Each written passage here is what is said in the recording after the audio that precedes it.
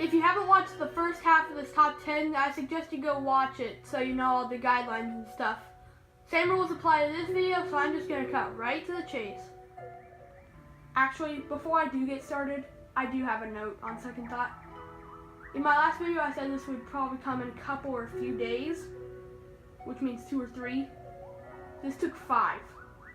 Sorry I kept you waiting if you were wondering.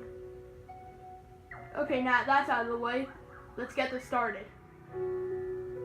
Without further ado, in Mario's words, let's go!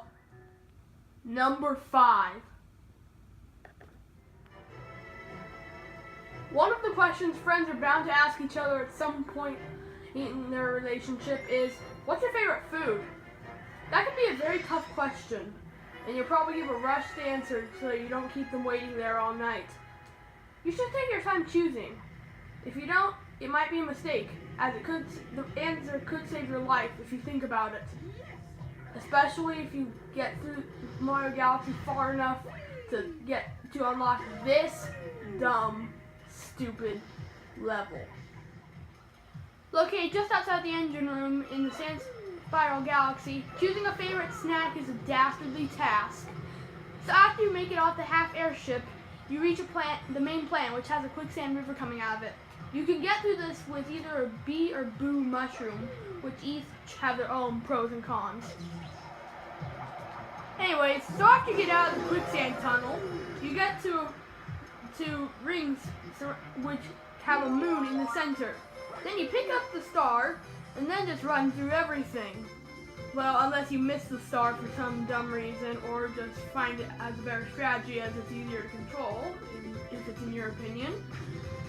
This section is pretty easy, as long as you take these 2 pieces of advice, which I did not follow because I did not know about them the first time I played this. Number 1, right about here, don't think you have to do this entire supercard section. Just long jump to the moon and you'll make it. Second, never ever spin on this part. Number 4. Located in the garden in the Dreadnought Galaxy for the second and final time, Battle Station's purple coins is a purple coin challenge you will probably never forget. Okay, so there's 100 purple coins in a line, and you have to get them on these slow-moving, floating platforms. Okay, that's simple enough, right? Wrong. This is a purple coin challenge. There's always a stupid catch. If you miss 1 out of 100, or any of these, you're not getting the star that you worked so hard for. That's right, there's no way to go back, and you need all 100 of these. Now that is a problem. And the cannonballs. I forgot the cannonballs. These cannons are constantly firing at you, and there's also electric beams that can also hurt you. And up here, you will find... Never mind, you won't find it, because I'm dead. I was gonna say you'll find a thwomp, and you have to backflip onto it and get all 3 above it and then all the ones below it before you miss your dumb ride. Nintendo, I think you went way too far on the difficulty with this one. But not as far as you went with the next 3. Oh, these next 3. I wish these were physical beings so I can beat them all up. Number 3. Located in the garden in the Melty Molten Galaxy, Lava Spire Daredevil Run is easily the hardest Daredevil run in this game. The sinking lava spire wasn't really a hard course, but when you make this a Daredevil run, oh, watch out. This level is truly a pain in the butt. So annoying. There's so many ways you can die here because of the abundance of fire, steam, these fire enemies, little cinders, I forgot what their name was, and much, much more. Might I also add that this is a very long level with no checkpoints. So whether you die on the first or last planet, you're going back to the beginning. Number 2, I bet a lot of you are wondering why I haven't talked about anything on the Planet of Trials yet. So let's talk about the Planet of Trials. So, the galaxy's greatest wave is pretty easy and can probably be completed very fast. Gizmos, Gears, and Gadgets I can clear now on my first or second try.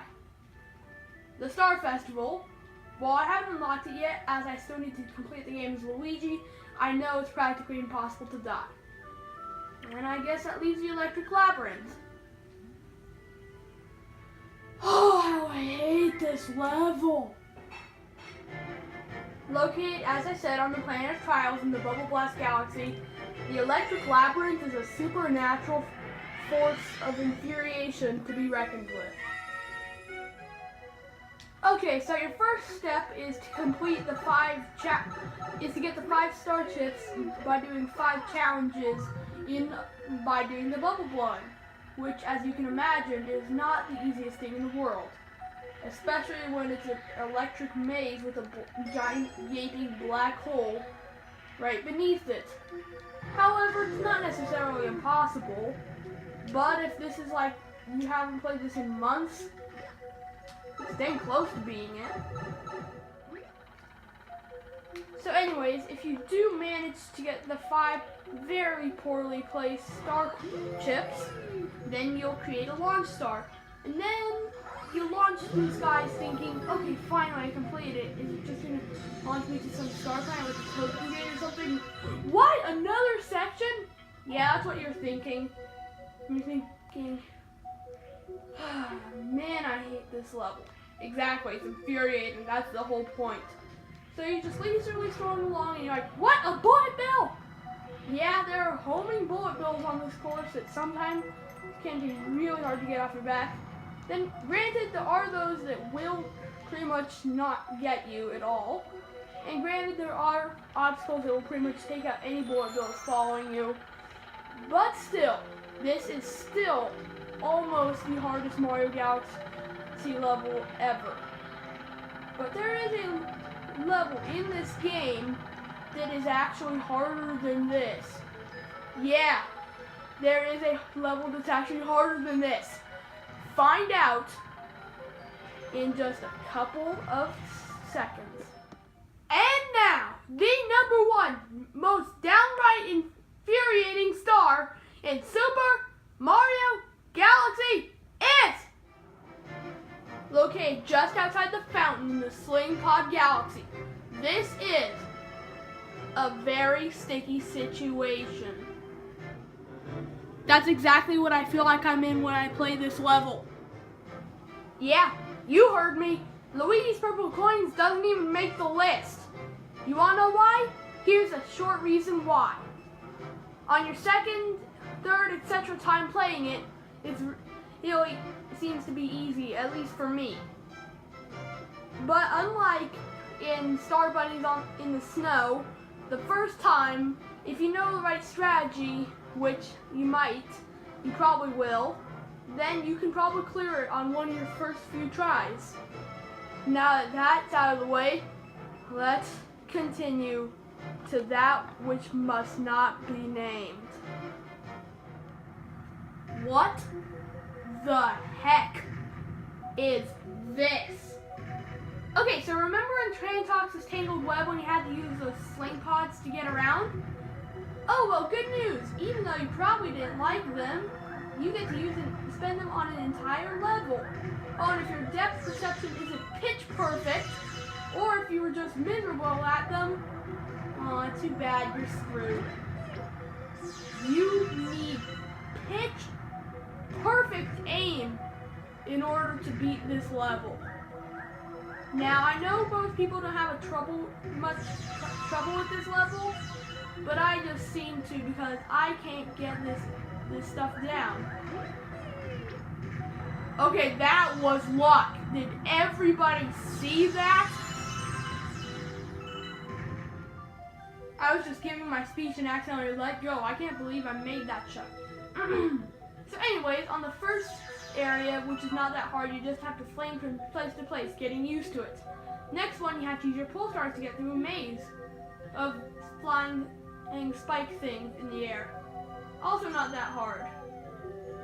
Oh, but you're probably done for dinner on the third section. You have to sling from thing to thing. Oh, and don't even think for going for that one, about thinking of going for that one. It just increases your chance of death. Then again, this section also does. So pretty much either way, you're gonna end up dying.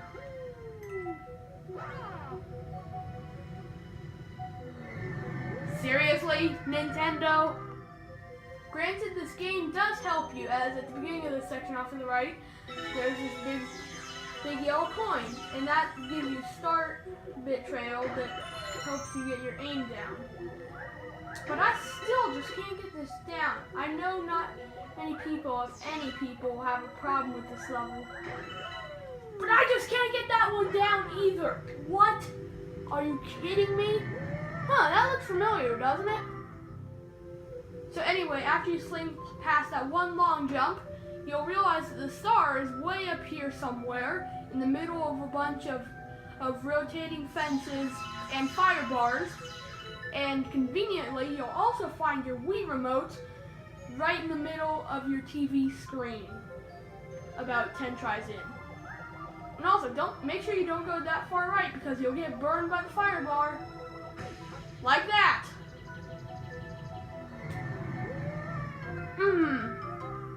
This level grinds my gears so much to a limit. I hate it more than any other Super Mario Galaxy level. It's infuriating, annoying, obnoxious. It's infuriating, cryptic, time-consuming, infuriating, and I mentioned it's infuriating.